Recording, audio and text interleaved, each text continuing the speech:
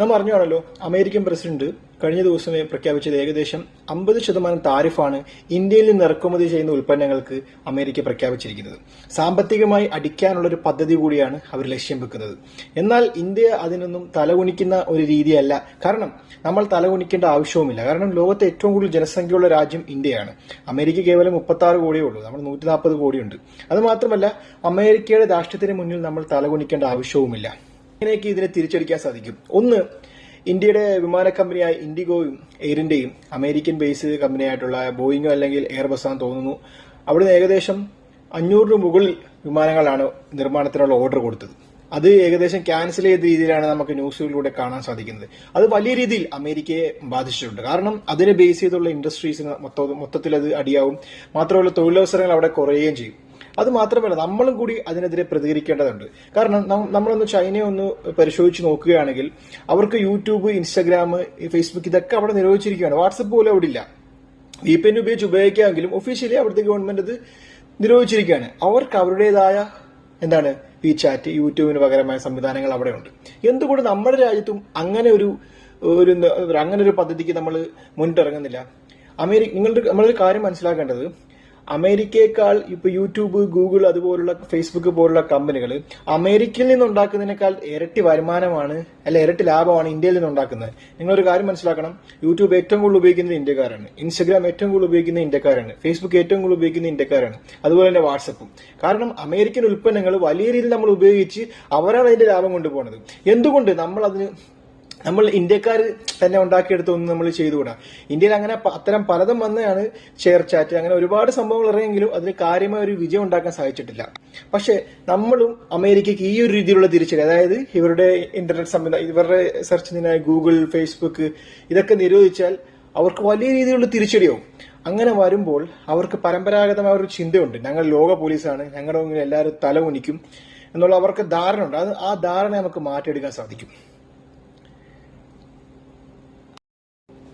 ഈ ഒരു തിരിച്ചടി കൊണ്ട് നമുക്ക് വളരെ നേട്ടങ്ങളുണ്ട്. കാരണം ഏതൊരു സംഭവം ഉണ്ടായാൽ പോലും ശരിയാണ്, അതിന്റെ പ്രാഥമികമായ സമയത്ത് നമുക്ക് ഒരുപാട് ബുദ്ധിമുട്ടുണ്ടാകും. കാരണം നമ്മുടെ നിരവധി ഐറ്റങ്ങൾ നിരവധി വ്യവസായ മേഖല അമേരിക്കയെ മാത്രം കേന്ദ്രീകരിച്ചു പോലും ഉണ്ട്. നമ്മുടെ കേരളത്തെ പറ്റി പറയുകയാണെങ്കിൽ മത്സ്യ മേഖല എന്ന് പറഞ്ഞാൽ ഒരുപാട് കമ്പനികൾ അമേരിക്ക കയറ്റുമതി ആശ്രയിച്ച് ജീവിക്കുന്നുണ്ട്. എന്നാൽ അത് ഒരു താൽക്കാലികമായിട്ട് മാത്രം നമ്മൾ കണ്ടാൽ മതി. കാരണം വേറൊന്നുമല്ല, ഈ തിരിവ് കൂട്ടിയത് കൊണ്ട് നമുക്ക് പ്രാഥമികമായ ചില ബുദ്ധിമുട്ടുകൾ ഉണ്ടെങ്കിലും പിന്നീട് ഈ തിരിവ് കൂട്ടിയതുകൊണ്ട് സ്വാഭാവികമായിട്ടും നമുക്ക് ബുദ്ധിമുട്ടുകളുണ്ട്. കാരണം ഏതൊരു സംഭവത്തിനും തുടക്കം ബുദ്ധിമുട്ടുണ്ട്. കാരണം അതായത് അമേരിക്കയിലോട്ട് മാത്രം കയറ്റുമതി ചെയ്ത് ആശ്രയിച്ചിരിക്കുന്ന ഒരുപാട് വ്യവസായങ്ങൾ ഇന്ത്യയിലുണ്ട്.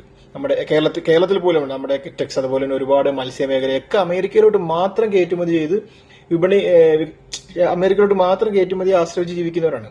അപ്പൊ അവർക്ക് തുടക്കത്തിൽ ചില ബുദ്ധിമുട്ടുകൾ ഉണ്ടെങ്കിൽ നമുക്കതിന് പരിഹരിക്കാൻ കഴിയും. കാരണം ചൈന ഇത് മുൻകൂട്ടി കണ്ട് അമേരിക്കൻ പ്രസിഡന്റ് ഡൊണാൾഡ് ട്രംപ് വരുന്ന ആ സമയത്തിന് മുന്നേ തന്നെ അവരൊരു ആൾട്ടർനേറ്റീവ് ആയിട്ടൊരു മാർക്കറ്റ് കണ്ടെത്തിയിരുന്നു.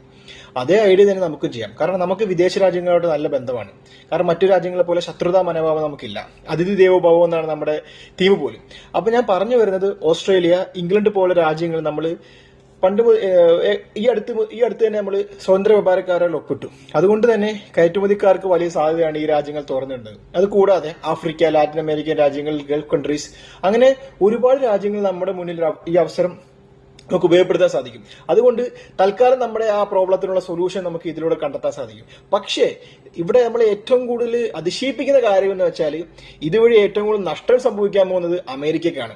കാരണം വേറൊന്നുമല്ല, ഇപ്പൊ ഉദാഹരണം, നമ്മൾ ഇന്ത്യയിൽ നിന്ന് 1000 രൂപക്ക് വാങ്ങിക്കുന്ന ഒരു സംഭവം ഈ 50% താരിഫ് വരുന്നതോടുകൂടി 1000ന്റെ 50% എന്ന് പറഞ്ഞാൽ 500 അപ്പം 1000 രൂപക്ക് വാങ്ങിക്കുന്ന സാധനം 500 രൂപക്ക് ആര് വാങ്ങിക്കണം?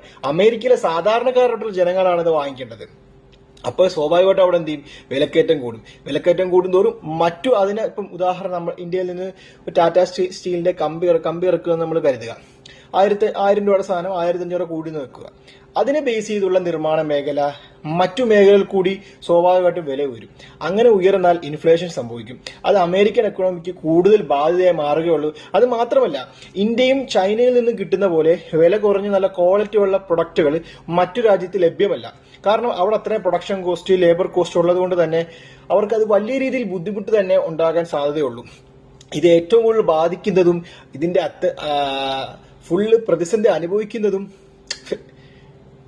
ഇതിന്റെ അനന്തരഫലം അനുഭവിക്കുന്നതും അമേരിക്കൻ ജനത തന്നെയാണ്. കാരണം നമ്മളൊന്ന് ചിന്തിച്ചു നോക്കൂ, ഒരു നോർമൽ പ്രൊഡക്റ്റ് നമ്മൾ 1000 രൂപക്ക് അല്ലെങ്കിൽ നമ്മൾ 10,000 രൂപക്ക് വാങ്ങിയ സാധനം പെട്ടെന്ന് ഒരു ദിവസം 5000 15,000 ഉണ്ടാകാനുള്ള ഒരു അനന്തരഫലം അനുഭവിക്കുന്നത് അമേരിക്കക്കാർ തന്നെയാണ്. നമ്മളൊന്ന് ചിന്തിച്ചു നോക്കിയേ, പെട്ടെന്ന് നമ്മൾ 1000 രൂപക്ക് വാങ്ങിച്ച സാധനം ഒരു സുപ്രഭാതത്തിൽ 50% കൂട്ടി വരുവാണെങ്കിൽ നമുക്ക് നമ്മുടെ ബിസിനസ്സിനെ തന്നെ ബാധിക്കും. അത് ഏറ്റവും കൂടുതൽ ബുദ്ധിമുട്ട് അനുഭവിക്കുന്നത് അമേരിക്കൻ ജനതക്ക് തന്നെയാണ്. അമേരിക്കക്ക് മാത്രമേ ഇതുകൊണ്ട് നഷ്ടം ഉണ്ടാകുള്ളൂ. അത് മാത്രമല്ല, നമ്മൾ ഒരിക്കലും ഒരു രാജ്യത്തിന് മുന്നിലും കീഴടങ്ങേണ്ടതെന്നല്ല, നമ്മൾ ഒരിക്കലും നമ്മുടെ രാജ്യത്തിന്റെ മുന്നിൽ മുട്ടുമടക്കേണ്ട ആവശ്യമില്ല. കാരണം നമ്മളൊരു വലിയ എക്കോണമിയാണ്. ജനസംഖ്യ കൊണ്ട് ലോകത്ത് 1-ാം സ്ഥാനത്താണ്, വലിപ്പത്തിൽ 7-ാം സ്ഥാനത്താണ്, ലോകത്തിലെ ഏറ്റവും വലിയ 3-ാമത്തെ സാമ്പത്തിക ശക്തിയാണ്. നമ്മുടെ കാര്യങ്ങൾ തീരുമാനിക്കാൻ നമുക്ക് പുറത്തു നിന്നുള്ള ഒരു ഭരണാധികാരിയുടെ ആവശ്യമില്ല. കാരണം നമ്മൾ എവിടെ ഓയിൽ വാങ്ങിക്കുന്നു തീരുമാനിക്കാൻ നമ്മുടെ ഭരണകൂടമാണ്. കാരണം നമുക്ക് മറ്റു രാജ്യങ്ങളെ അപേക്ഷിച്ച് വളരെ കുറഞ്ഞ ചെലവിൽ നിന്നാണ് റഷ്യയിൽ നിന്ന് കിട്ടുന്നത്. അതുവഴി നമ്മുടെ എക്കണോമിക്കും അതുപോലെ നമ്മുടെ ജനങ്ങൾക്കുമാണ് അതിന്റെ ഗുണം ലഭിക്കുക. ഒന്ന് ആലോചിച്ച് നോക്കിയേ, റഷ്യ അത്ര വിളവ് പ്രഖ്യാപിച്ചപ്പോൾ ഏകദേശം കോടിക്കണക്കിന് ഡോളറാണ് നമുക്ക് ലാഭിക്കാൻ കഴിഞ്ഞത്. അതുകൊണ്ട് തന്നെ അമേരിക്കക്ക് മുന്നിൽ നമ്മളിങ്ങനെ മുട്ടുമടക്കേണ്ട ആവശ്യമില്ല. കാരണം നമ്മളും വളർന്നുകൊണ്ടിരിക്കുകയാണ്, നമുക്കും നമ്മുടേതായ ഒരു അസ്തിത്വമുണ്ട്.